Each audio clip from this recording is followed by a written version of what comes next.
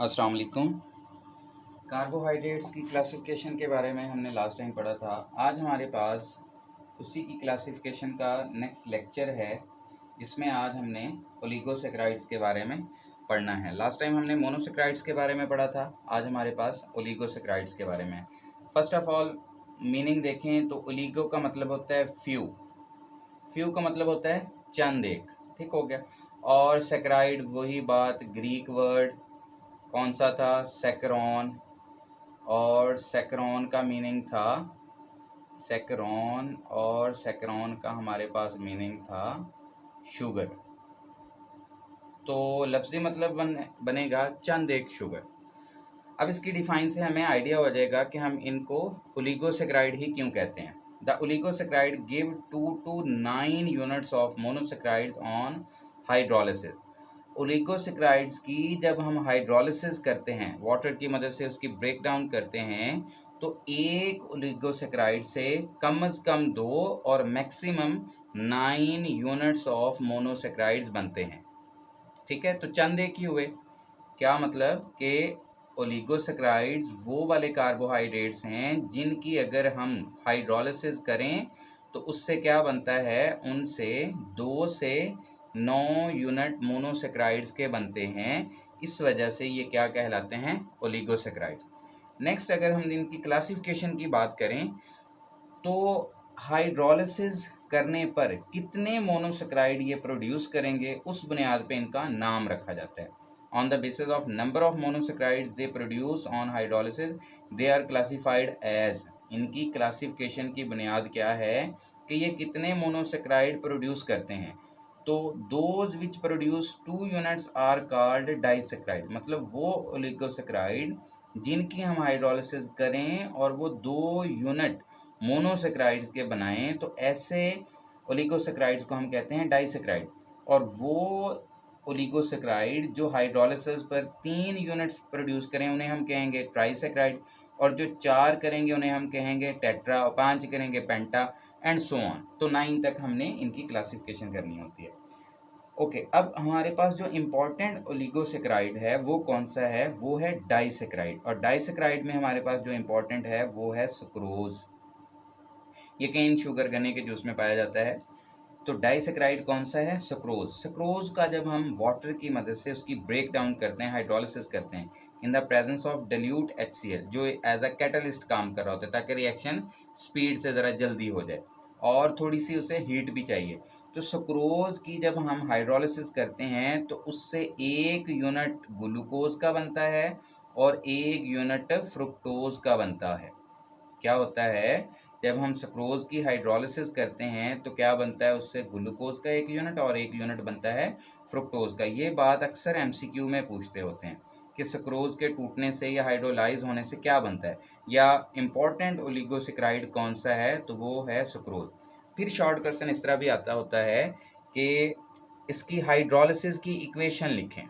Short question क्या आता है कि सुक्रोज की हाइड्रोलिसिस की इक्वेशन लिखें, तो हमने ये इक्वेशन लिखनी होती है। सुक्रोज का फार्मूला है C12H22O11। ये फार्मूला आपके जाना पहचाना सा आपको लग रहा होगा, शुगर वाला, जैसे शुगर है यही वही फार्मूला है सुक्रोज वाला, चीनी वाला।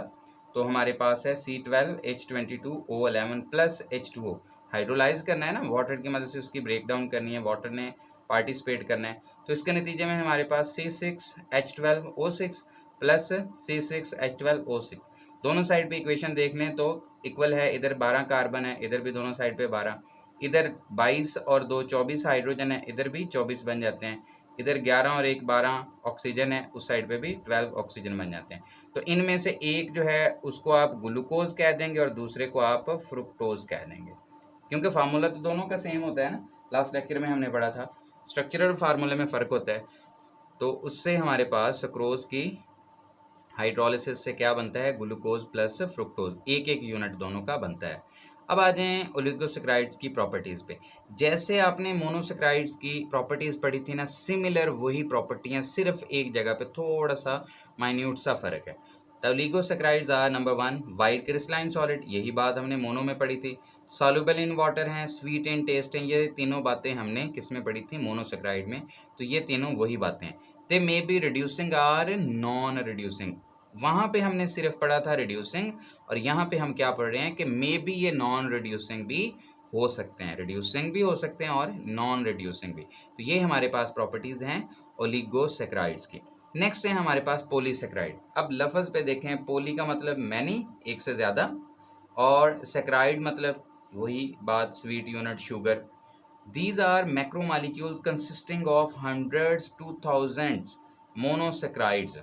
पॉलीसेक्राइड किस पर मुश्तमिल हैं? ये हज़ारों से, मतलब हंड्रेड, सैकड़ों से हज़ारों मोनोसेक्राइड्स पर मुश्तमिल होते हैं। इसका मतलब अगर पॉलीसेक्राइड्स की हम हाइड्रोलिसिस करें, ब्रेक डाउन करें, तो इससे क्या होगा, हमारे पास सैकड़ों हज़ारों मालिक्यूल किसके बन जाएंगे? मोनोसेक्राइड्स के बन जाएंगे। तो पॉलीसेक्राइड की हमारे पास एग्जांपल है स्टार्च एंड सेलुलोज। स्टार्च और सेलुलोज किसकी एग्जांपल है? पॉलीसेक्राइड्स की। प्रॉपर्टीज में आ जाएं, जो हमने मोनोसेक्राइड की या पॉलीसेक्राइड की पढ़ी है ना प्रॉपर्टीज, उनके बिल्कुल ऑपोजिट प्रॉपर्टीज लिख दें तो आपके पास कौन सी प्रॉपर्टीज आ जाएंगी? पॉलीसेक्राइड्स की। देखें जी, पहली कौन सी है? Amorphous solid. These are amorphous solid. वहां पे हमने क्या पढ़ा था? क्रिस्टलाइन सॉलिड है। अमार्फस का मतलब होता है शेपलेस। अमार्फस का मतलब क्या होता है? शेपलेस। और क्रिस्टलाइन का मतलब होता है स्पेसिफिक शेप, खास शेप वाले। अमार्फस का मतलब शेपलेस, बेशकल, और क्रिस्टलाइन का मतलब मखसूस, खास, स्पेसिफिक शक्ल वाले। वो सॉल्युबल इन वाटर हैं, ये इनसॉल्युबल इन वाटर हैं। वो टेस्ट में स्वीट थे, ये टेस्टलेस इन नेचर हैं। ये चखने में आपको क्या नजर आएंगे? फील होंगे टेस्टलेस, मतलब इनका कोई जायका नहीं होगा। नॉन रिड्यूसिंग इन नेचर, ये रिड्यूसिंग नहीं है, नॉन रिड्यूसिंग है। ये किस नेचर के मालिक हैं? नॉन रिड्यूसिंग नेचर के मालिक हैं। तो स्टूडेंट्स, ये है हमारे पास क्लासिफिकेशन ऑफ कार्बोहाइड्रेट्स। ओलिगोसैकेराइड जो 2 से 9 यूनिट देते हैं जब उनकी हाइड्रोलिसिस करें, फिर उसकी क्लासिफिकेशन हम करें तो हम देखते हैं कि जितने वो मोनोसेक्राइड पैदा करते हैं उस बुनियाद पे हम उनको क्लासीफाई कर देते हैं। अगर 2 यूनिट बनाएं तो डाई, और 3 बनाएं तो ट्राई, 4 बनाएं तो टेट्रा। इंपॉर्टेंट मोनोसेक्राइड कौन सा है? सक्रोज।